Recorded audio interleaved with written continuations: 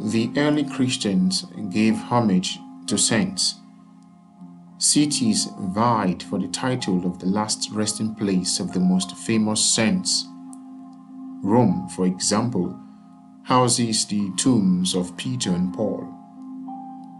Peter's tomb being under the high altar of St. Peter's Basilica in Rome. In the early Christian centuries, relics of saints were zealously guarded and highly prized. The bones of those martyred in the Colosseum, for instance, were quickly gathered up and preserved.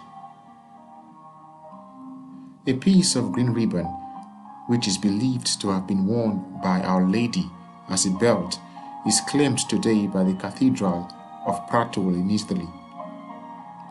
For over 1,000 years, the Cathedral of Chartres, France, has owned a piece of fine material, which is said to be a piece of Mary's veil.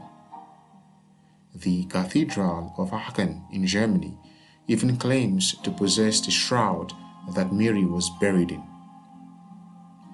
Both the ancient cities of Ephesus and Jerusalem claim to have the tomb of Mary, and pilgrimages to both cities have been common.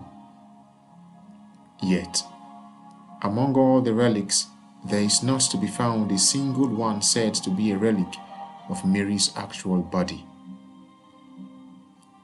The assumption of the Blessed Virgin Mary, defined by Pope Pius XII in 1950, is a dogma. This means that it is a fundamental part of our Catholic faith that all Catholics ought to uphold. But what is the point exactly? Mary was assumed into heaven. So what?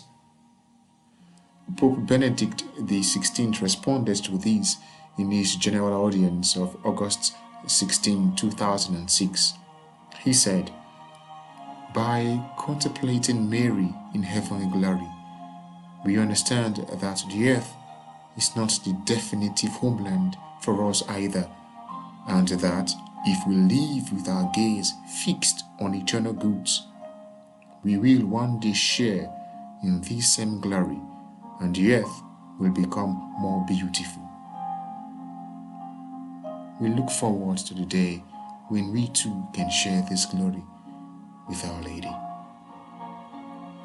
In the meantime, may Our Lady, assumed into heaven, remember us as we continue our journey on earth. May she intercede for us that we may remain faithful to our call as faithful disciples of her Son. Amen.